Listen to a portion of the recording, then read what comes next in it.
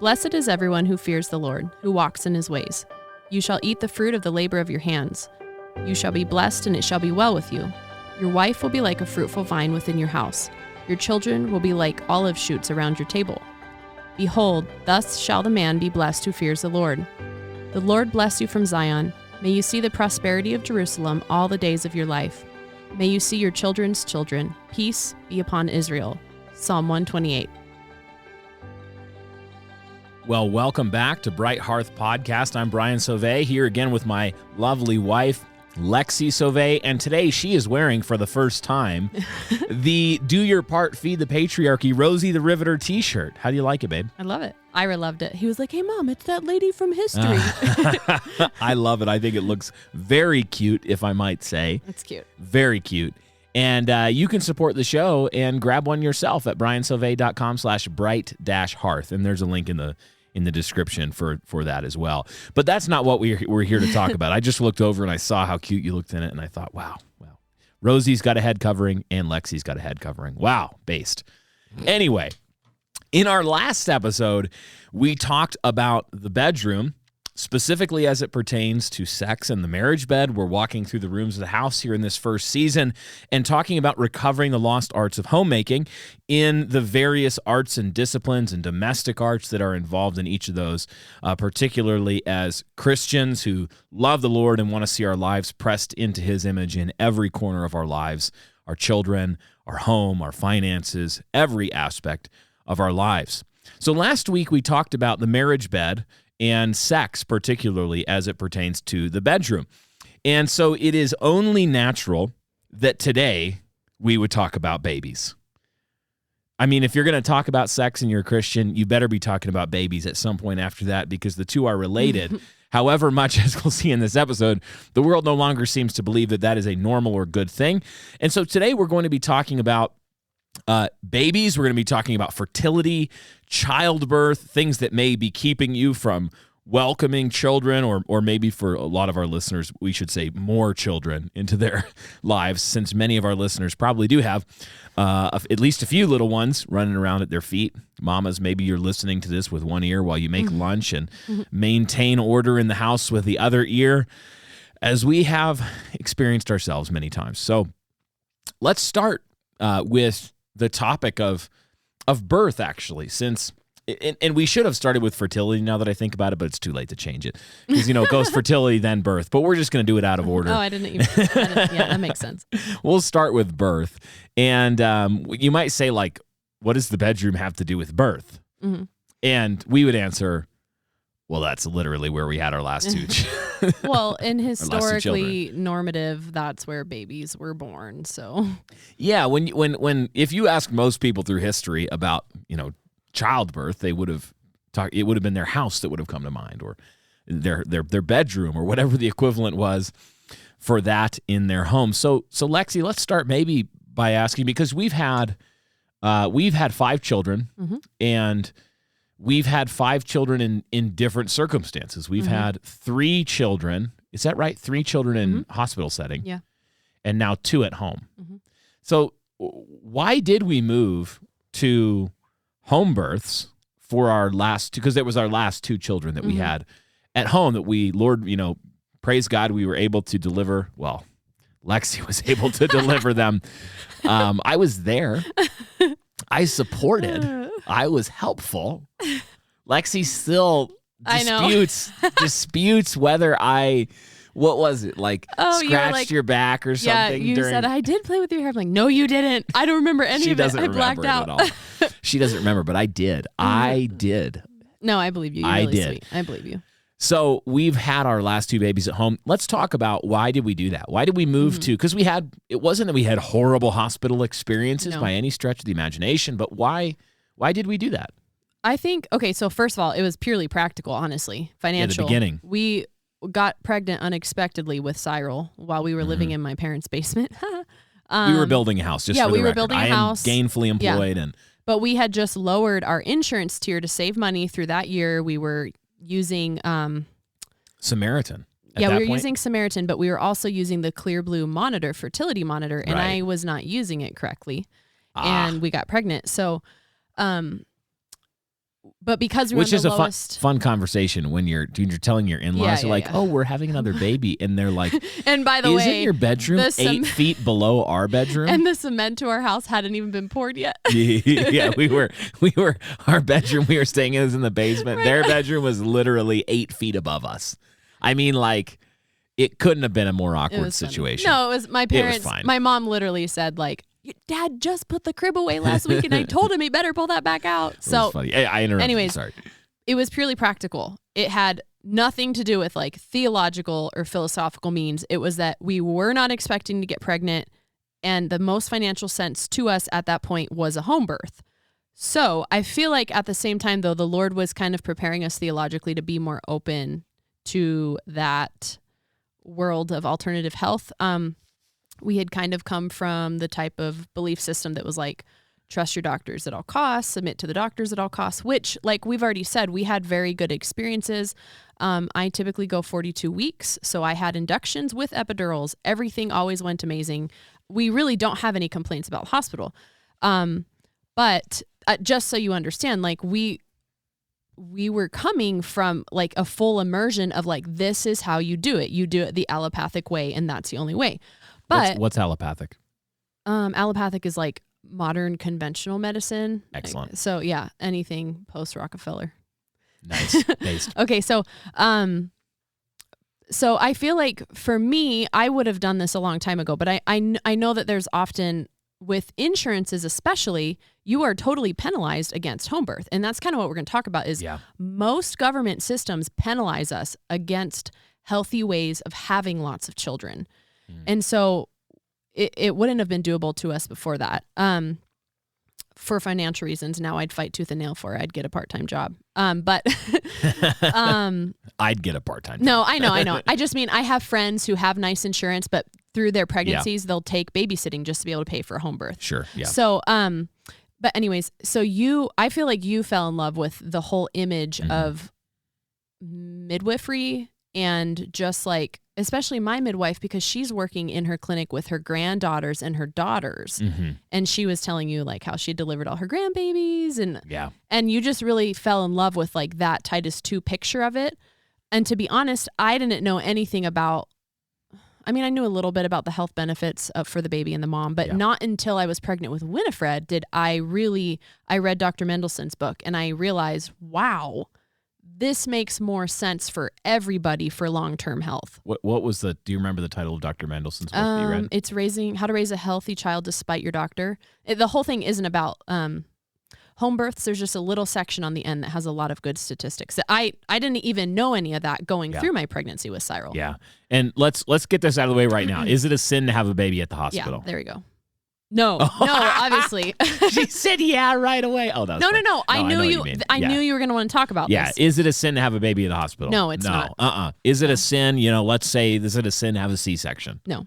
Absolutely not. So let's get that out of the way right now. In a lot of these arts, you'll see we're talking about recovering lost arts, and we're also living within large ecosystems and structures that have been really taken power and productivity away from the home, and put it in big centralized, often government subsidized, and in other ways,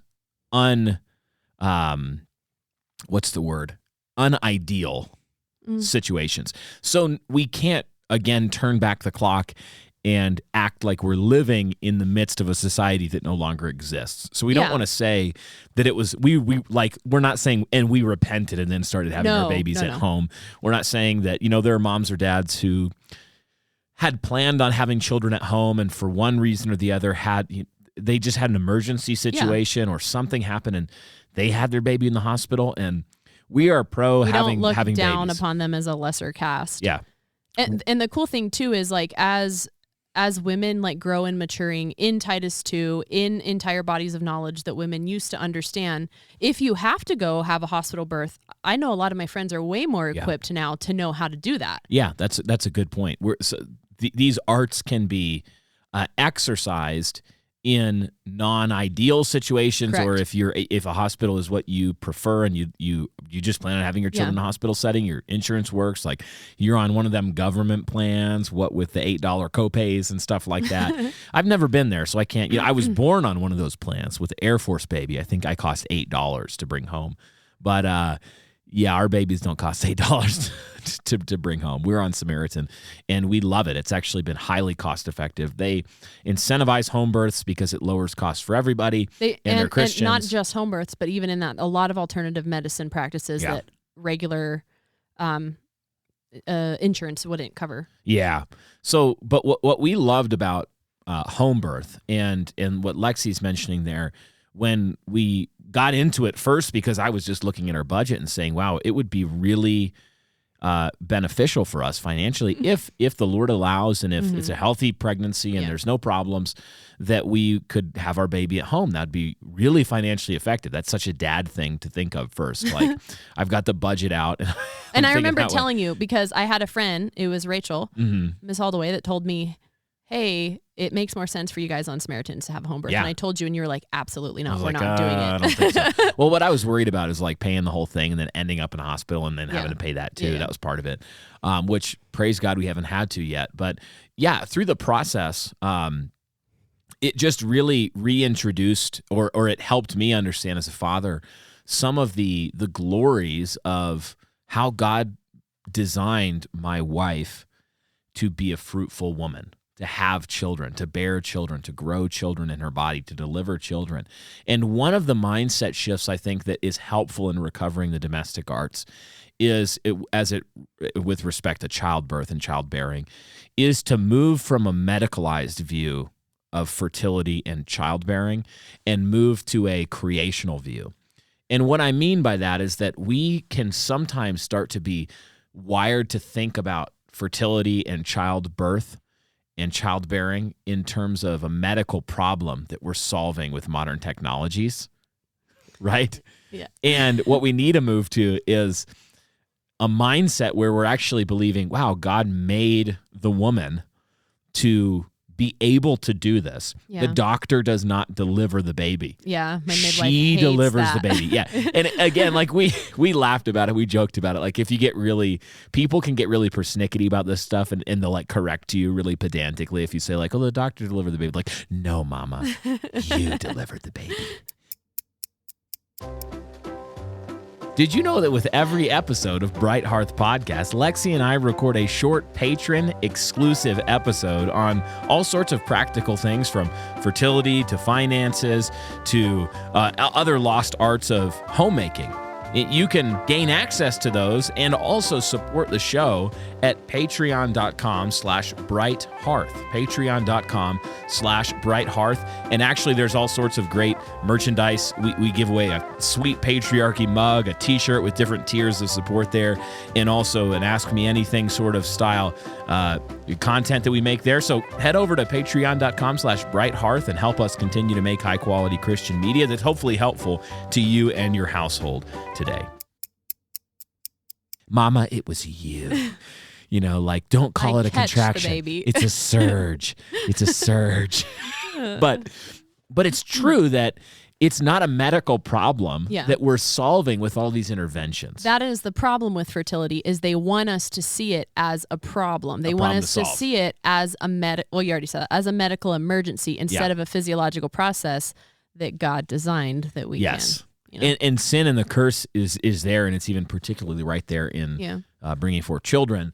But when we think about fundamentally what is happening when in the process of fertility, God knitting together a baby in his mother's womb, and then the woman delivering the baby, is that we're doing something that God actually designed to happen.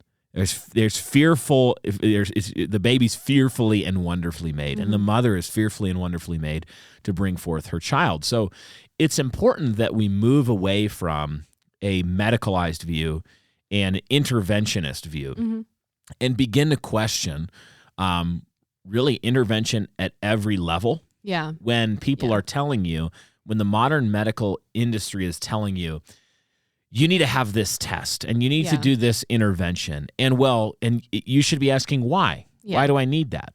And if they just give you the answer, well, this is standard, that you shouldn't receive that as good enough. Yeah. You should be like, well, why do I need amniocentesis, this test?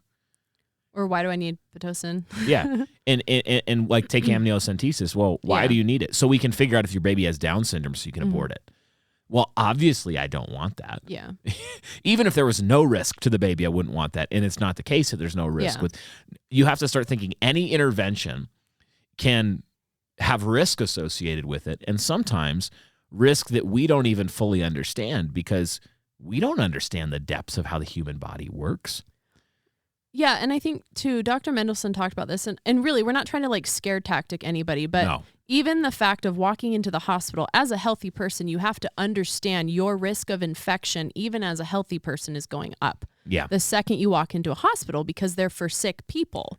And so introducing a newborn and a mom into that whole equation, and you can see when a hospital doesn't even know what a person is anymore, or a mother who gives birth, not a birthing person, you can understand why they're not going to have a high value of life.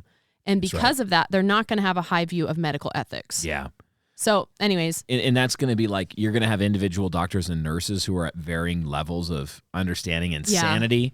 You're in everything from Christian doctors and nurses who are very ethical and biblically grounded, all the way to complete pagans who would use their medical training to perform an abortion. Yeah. So you're dealing with that spectrum anytime you walk into the healthcare system. By the way, our lawyers told us that we're supposed to tell you that we're not giving you medical advice, so please don't sue us.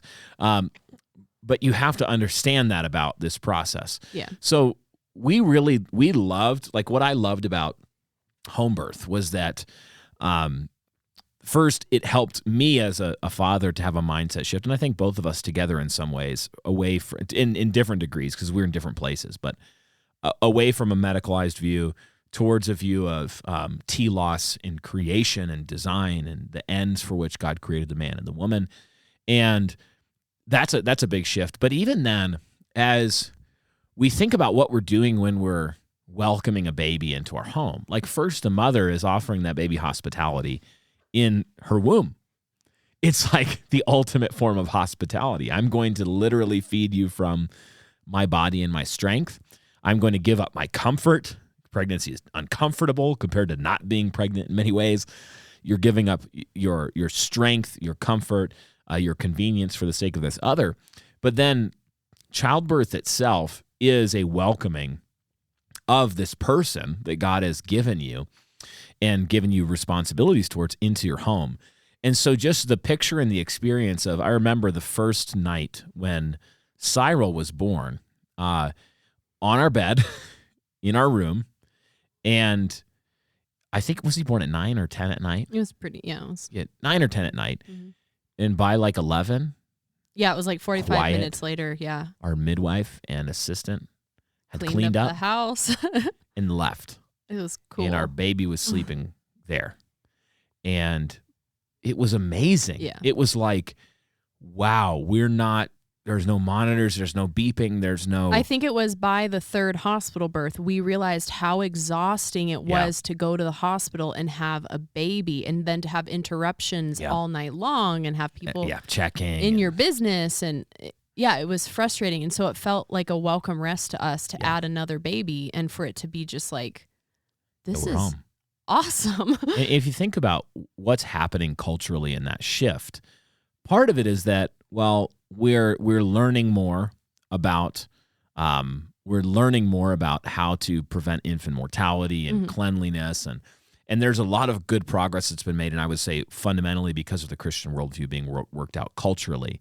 But think about the cultural shift that's taken place around the difference there between like somebody checking in on you every hour and beeping machines and surrounded by a medicalized sort of view of birth, and what happened before that, where it was like very much a home thing. Midwife would come and help with the birth and make sure everything was okay. This person who's spent a good deal of time training and knows how to deal with emergency situations and that sort of thing. But, when you move from what we had to this baby's born first night, like, do you want us to take the baby? Do you want us to take him to the nursery? Do you want us to intervene every hour? Do you want us to come check, like nurse coming in and out all night? Basically, in this crazy environment, one of the things that you're seeing is a disempowering of the home economy. So instead of like having a family or mother, the grandmother coming to the home, or sisters or, other family members coming in and taking care of and knowing how babies worked and knowing how the family worked and basically supporting the family and helping them, or even just the family unit, the father and the mother working together. Instead, the problem is that households have now been disempowered and isolated from the extended family. And so we're no longer in these intergenerational, multi-generational, knowledgeable home environment scenarios where everybody can help and support. Everybody knows what the home is for. Everybody knows what the baby's for. The baby's going to be okay. We know what the baby needs and doesn't. We know what to look for if there's a problem with baby that needs to be addressed.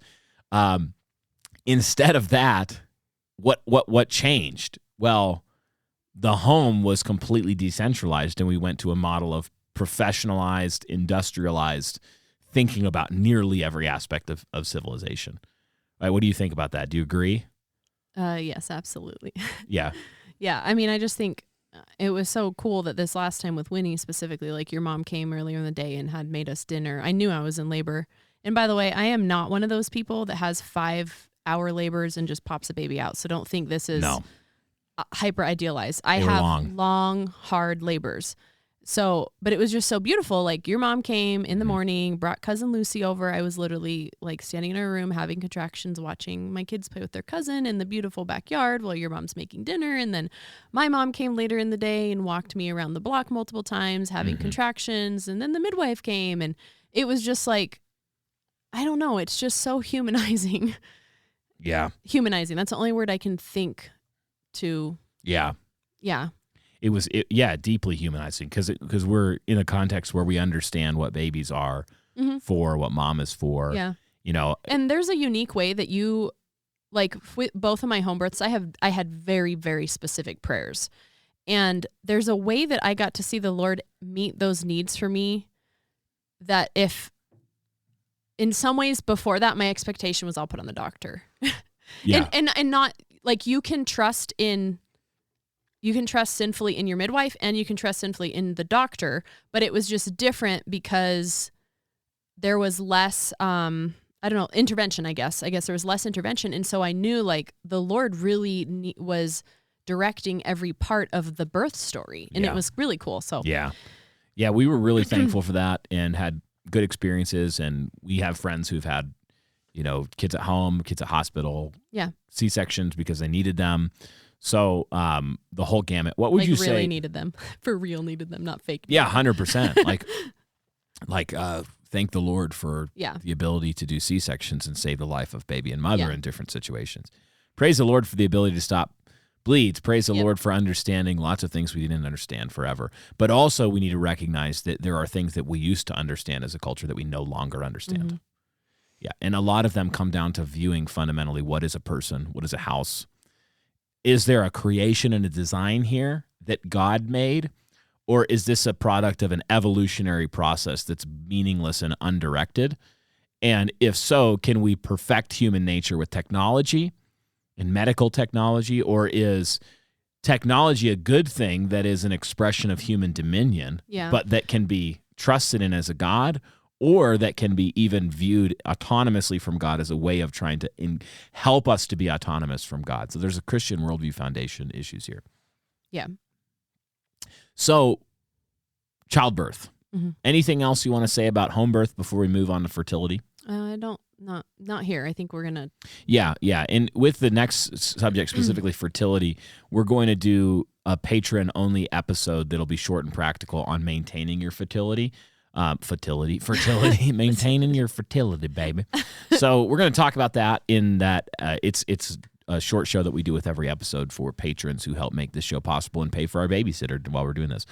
I do want to say real quick, Angie Tolpin's book, Redeeming Childbirth, was helpful on the topic of childbirth. It covers a lot of things from like how to think about your birth as a teaching opportunity, how to go to the hospital, have a birth, lots of like really practical postpartum stuff. It very, very good. So what was her name? Angie Tolpin, and her book is called Redeeming Childbirth. Redeeming Childbirth. Yep. Angie Tolpin. Yep. Tolpin. Tolpin. Okay, perfect. Let's talk about fertility. So, in the way that we'll frame this section of the episode is around the topic of lies that our culture is telling about fertility, or common lies that women might believe about fertility. So what are some of the big lies that our culture is telling about fertility, Lexi? And what lies might women be believing who are listening to this about fertility that would be helpful for them to dismantle? Who are listening to this? Yeah. Okay, well, hopefully nobody listening to this actually believes that babies are killing the world. Hopefully not. But I do think that's huge for us to recognize, like kind of take, like you, listener, average Reformed Christian may understand overpopulation really is not an issue. But you may not understand how it's influencing every decision you're making. Right, because other aspects. No, yeah, exactly. You don't know how the government is pulling strings behind the scenes to make you feel like, yeah. I'm not going to get into any conspiracy theories.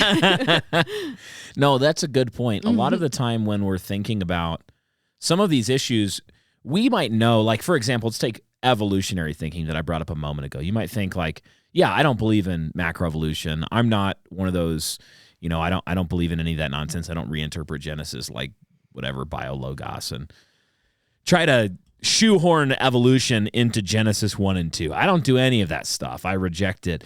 But have you thought and inventoried about maybe the way that evolutionary thinking being in the zeitgeist, being in the air that you breathe and the water you're swimming in, might have made you like a fish that doesn't know that it's wet because it's surrounded by water all the time? So this is one of those ways. Are there any ways that you can think of specifically with because overpopulation narrative is basically this narrative that people are fundamentally the problem, and more people is making the problem worse, and that there's not enough resources for all these people, and that we need to like lower fertility rates. And so what are some lies that the culture's telling around that issue? I just think fundamentally the child is viewed as a liability instead of an asset or an investment for the future. Yeah. I mean, because they're just not even thinking straight. Like, how do they expect there to be children in the future to deal with future problems then? Like, only Christians can solve that problem. But even like my child is going to be a creative problem solver. Yeah. Even if I don't believe it's true. Even if it is true, though, the people are the answer, not the windmills, not the lower carbon footprint, not the, a green initiative or whatever it is. You could read a book like, this is not fertility related, but you could read a book like The Moral Case for Fossil Fuels to just completely have eviscerated some of the narratives that are being peddled surrounding things like climate change and green energy as a solution to some of these problems. But keep going. No, I do think it's important though. This is the reason for like the last 200 years that we have had smaller families. It is primarily because of the overpopulation myth. So I think it was, Nixon. I think it was Nixon or whoever the president was right before Nixon that basically said by the year 2000, we want to have 2.1 children be the average in the world. Which is just sustaining the population rate. You need 2.1 children to sustain per couple to sustain the population. Yeah. So, I mean, overpopulation is huge. I think too, there's a big myth of like infertility. Infertility really is on the rise. I have this statistic here that was just kind of mind-blowing because I've always wondered, like, is it on the rise or is it just that we don't have like accurate testing throughout history? You know what I mean? Yeah, sure. That can often be a problem with medical statistics. Yeah, correct. So, but I found this. This is from Beautiful Babies. This wasn't in Who wrote that? Let's see. Kristen Michaelis? I don't know how to pronounce it. It's Sorry, so good. Yep. But this was in Canada. It says the Mayo Clinic reports that 15% of all American couples are infertile.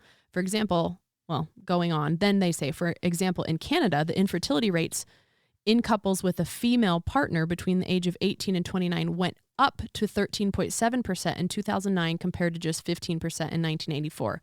So you have to realize if you're going to the doctor and you are struggling with fertility or infertility, most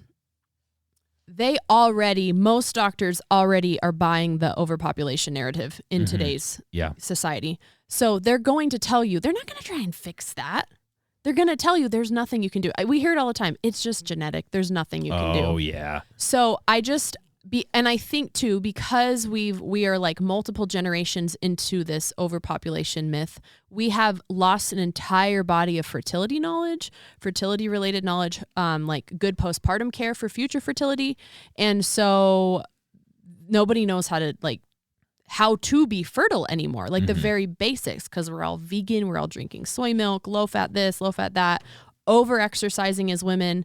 Nobody knows how to like have babies anymore. So that's a huge myth that I think a lot of people just don't understand, is that there are actual things you can do to improve your fertility.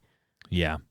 And even like as a result of this overpopulation myth, and also the destruction of the Christian household, the assault on marriage through sexual revolution and sexual licentiousness, and all of those different factors that have assaulted the household have led to this problem of, and it's not a new problem, but the level of the problem is unprecedented. When we talk about single mother households, fatherlessness, because of promiscuity, the result has been, well, we need to figure out how to medically control women's fertility.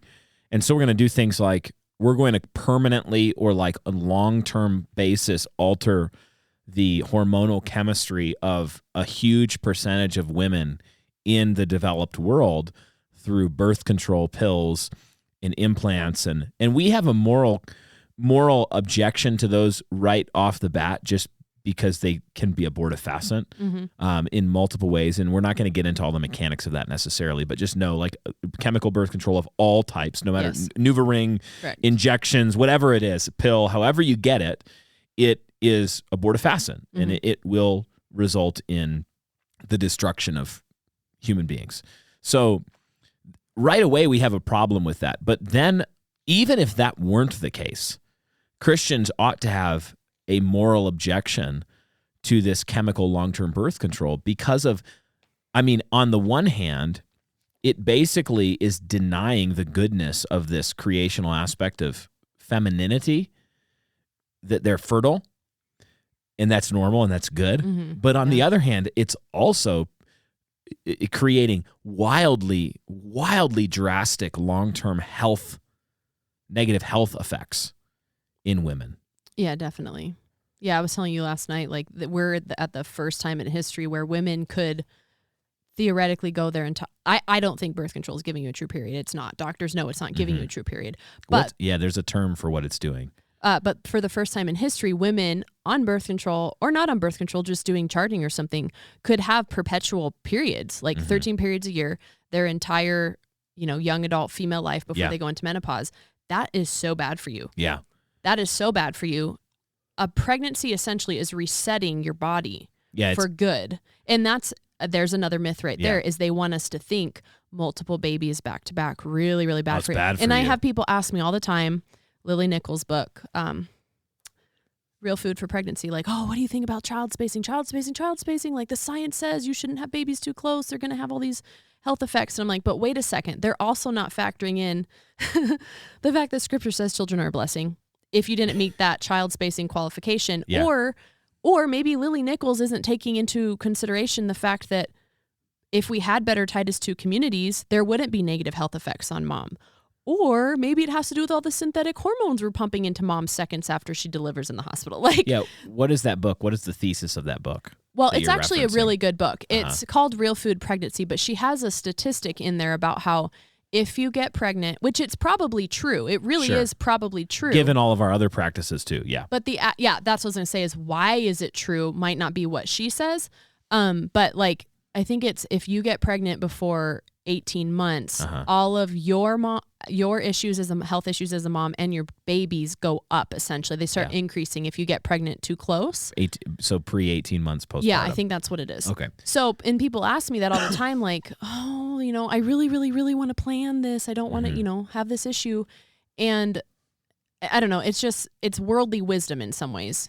Yeah, it is, and you mentioned, I think maybe to clarify this for someone who missed it, because we passed by it pretty quickly, but you're saying that one of the issues that is unprecedented, at least for the majority of women in history, is that women are having 13 periods a year for this huge, because they're not having children. Yes, and correct. so they're not, think about it, pregnancy plus the period after birth, especially if you're breastfeeding before your full period comes back, is like a year. Correct. Of no periods. Yeah. And on top of that, there are effects, a resetting effect, other effects from pregnancy and birth in that whole bodily cycle that are in good ways aided. And now we're disrupting that with this like super long periods with no children or having, one or two children. Correct. And that's unprecedented on the one hand. And it's also having, it's basically disrupting this system that God designed. Totally. Okay. I want to make sure I was understanding you. Yep. Yeah, that makes total sense. And even it's not just women as well. Like when you think about a lot of these questions, there are so many factors that have changed in human life, in the way that we live our lives, in terms of our diet, our level of activity, the way we approach vocation, the way we approach sleep. Like think about, Lexy has started reading by candlelight for at night in bed, before bed. Instead of reading by a lamp, Lexy typically reads by a beeswax candle now. And at first I was like, I give her a hard time because it's just how I show my love for her. But think about it. Before the widespread use of electric lights at night, most people weren't even able, you couldn't turn on a bright light for multiple hours after the sun went down. We haven't even thought that much about how that has affected our pineal gland and the way that we go through life, all these different things. So my point is, men's testosterone rates are declining by about 1% per year and have radically and substantially dropped since the 1980s. So it's not just women. There are things that we are doing as a people that are results of our thinking on a worldview level of okay, what do we believe about the goodness or badness of children? What do we believe about the goodness or badness of people? What do we believe about the goodness or badness of recreation or food or medicine, or all of these different factors that have resulted in us radically altering our environment in 100 different ways in a blink of an eye historically. And so all of a sudden we're like, wait, autism is on an astronomical rise and men's testosterone is plummeting to the point where I think it was by 2050 on current trend. And this could be the fallacy of extending, just following the trend. Trends might plateau. But if you were just to extend the current trend in the future, I think by 2050, men would basically be infertile universally. Men would just be infertile. They would not be producing enough testosterone for fertility. And so men and women are having these issues. When you realize that all of the ruling powers want a lower population, it doesn't become such a stretch to observe these things. Yeah, you're like, well, everybody that's elite in the political world, which is in partnership with food, medicine, and environmental protections, they don't want us to have children. Wow, all of a sudden, nobody's able to have children. There's probably nothing going on there. Conspiracy theorists, flippin' conspiracy theorists. Yeah, human genetics all of a sudden just completely changed in one generation. So it's foolish for us not to recognize that there are demonic and anti-Christian thinking undergirding some of these things. And so as Christians, I think one of the questions that we ought to be asking, and I think Lexy would agree with me here, is we should be asking, how ought a Christian, what are some practical ways, babe, that we could be thinking about this differently and responding to their all-out assault on population control? Thinking about number of children that we have. How could we think about family planning differently and all of that side of things? In a peculiarly Christian way, how can we think about those issues? And I know you have some words on family planning. Yeah. That might be helpful. Yeah, so I read a book recently because I kind of wanted to figure out, you had mentioned to me a couple months ago, I was kind of wishing this would have been the opposite, but I had said, what did Protestants historically think? Would they have tried to plan their babies? Would they have done child spacing? And you were like, well, no, they just literally accepted them as they came. And that... Most Christians for most of church history. Yeah, that kind of was a shock to me. And it's because now that I know a little bit more about the history of Planned Parenthood, I understand why. It's the waters I'm swimming in. Yeah. But I was kind of trying to find a book that would look at it from a Protestant historic perspective and not just critique just the birth control pill, essentially. Because we read years ago, before we were married, Randy Alcorn's book. We were trying to figure it out. We're going to get married. Yeah. We're going to be going to the marriage bed, baby. So we got to figure this out. So I know that there's other books that are dedicated more to... And I liked it. Okay, keep going. I'm sorry. Because you're looking good, girl. Okay, I'm sorry. Keep going. There are other books dedicated more to just the historical perspective, but he touches on it a little bit in this book that's called Children, Blessing or Burden. I highly recommend it. He uses a lot of George Gilder? Am I saying that right? I believe George so. Gilder and Gary North for this, so it seems like a really solid author? resource. Max Heine. Yeah, I think he's only written So M-A-X, and then last name's H-E-I-N-E, Heine. So I still think it's appropriate for families to use natural means of child spacing. I mean, not child spacing, but planning children in general. Yeah, understand for a woman and a man to work together to understand how God made a woman's fertility to work. Yeah. And then to be wise in the way that they plan. Correct. To provide for health of mom. Yes. Financial provision for family, all of that. Correct. Yep. Now, just so you know, if you are using some sort of a predictive monitor of sorts, it's not going to work long term. You really have to be observing your own body temperatures. You have to be charting, essentially. So if you get pregnant unexpectedly because you start using those things, I didn't tell you to do that. I told you to start charting. You're welcome. If you get pregnant unexpectedly, you're welcome. Yes. No, I'm just saying, like, a lot of people don't know that. We didn't know that because I didn't know enough about this. So we didn't know that. Yeah. So, anyways, planning, though, historically was not something Christians did. They literally accepted babies as they came. And there's a lot of evidence from scripture that shows that. The idea of family planning now came from Planned Parenthood, which I despise. Mm-hmm. So I kind of just don't like it because of that. Yeah. But so there's basically been 3 seasons of Planned Parenthood's existence, basically. Yeah. They 3 models. Yes, 3 models. That's a good way to put it. They started out with the whole eugenics. Yeah, thing. absolutely wicked. And they realized that's not going to work for the average person. It is too wicked. It's not going to work. It didn't catch on as widely. The second thing they tried to do was, okay, well, let's go at this from a little bit of a nicer angle. Let's help you plan your family. Mm-hmm. We're pro-family.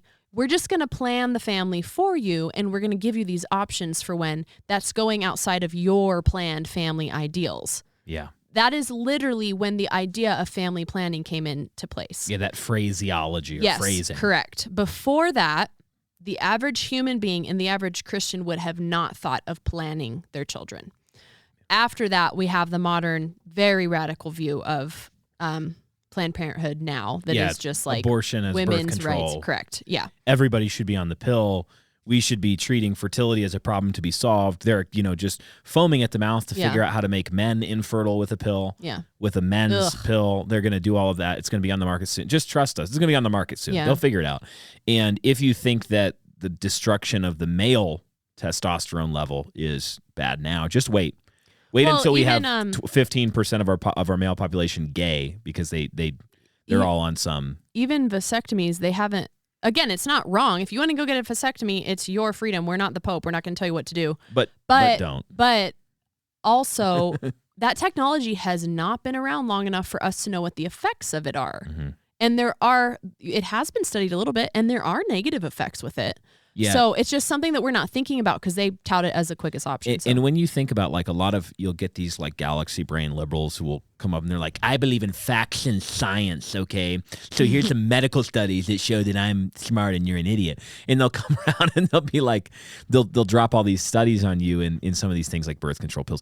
Oh, by the way, the entire medical study industry is paid for by big government and corporations with vested interest in making billions of dollars on producing studies that say what they want them to say. Yeah. So think about this, even in the the vaccine industry, they have never, and they will never perform a study on the vaxxed population versus the unvaxxed population on any of these isolated things. They will not do it. They've been before Congress under oath. They will avoid the question. They will not do it.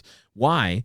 Because they know that it will result in the loss of their power and their profitability, and it will undermine the agenda that they're approaching these things with. And they did the same sort of stuff with the birth control pill. Yeah, the birth control pill, case in point. I didn't know that. Yeah, I had no idea that women could die on the birth control, and do die regularly on the birth control pill. I had no clue. From things like strokes and extreme high blood pressure, and it's not a small problem. Yeah, no, it's not. So a lot of this fertility stuff, one of the things that we're telling you, if you've never heard some of this, maybe you've only thought about it in terms of we don't want to be on the pill. We think it could be abortifacient, or what we're inviting you to do, and we'll talk more practically in the patrons only episode, but as well, we're like dipping a toe in the water here. This is huge. I could talk for hours about this. We're basically trying to convince you to think about it, to like dig down, do some thinking, try to understand the water that you swim in that you haven't noticed. That's what we're essentially trying to get you to do, because a lot of that, like, it blew my mind when Lexy said, yeah, even the phrasing of family planning was essentially invented by Planned Parenthood. And I'm a pastor who hates Planned Parenthood and all of that, and is very pro-children and anti-birth control and all these things. And yet I hadn't heard that. I was like, that should be widespread information. It's not. So often we think about it just in terms of like this very simplistic moral thinking where we go, well, is it a sin to plan your children out? And a lot of pastors say just basically no. And so as long as you're using things like barrier methods only or whatever, you're good to go. But we need to be asking more deeply, like, why did God design the female body to be fertile for the amount of time he did? Yeah, and that's been really just freeing for me as I've thought about long-term fertility for us, is like, in some ways, I don't have to limit the years of my fertility. The Lord has already decided that it is good for a woman to have on average 25 years. Is it 25 years?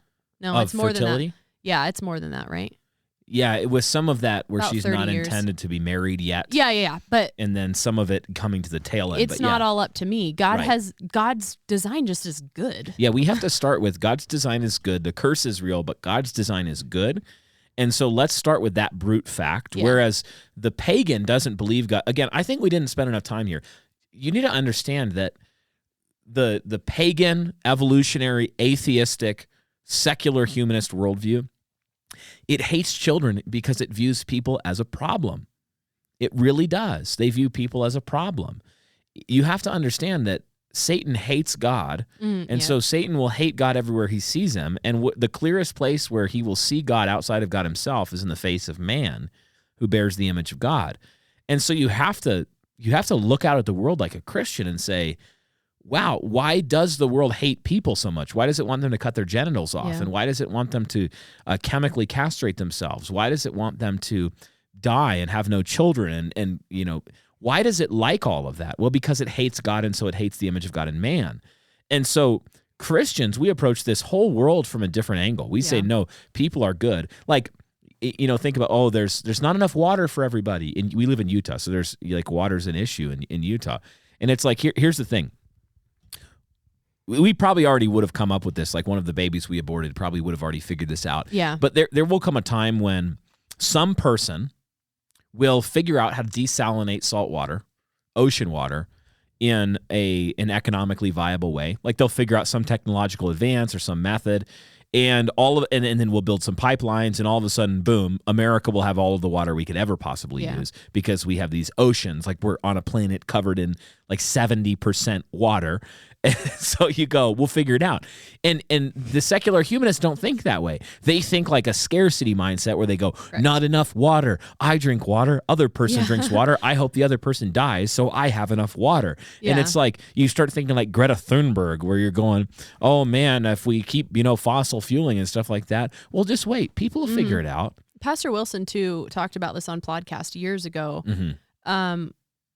He was just saying, like, people, when they're talking about there's only X amount of slices in the pie, they're forgetting that the God is the unlimited supplier of the pieces of the pie. Like his resources are endless, and they can't factor that in to their thinking. It just doesn't make sense to them. When Christians actually properly exercise dominion over nature, you get things like, when loggers, for example, what's the word? They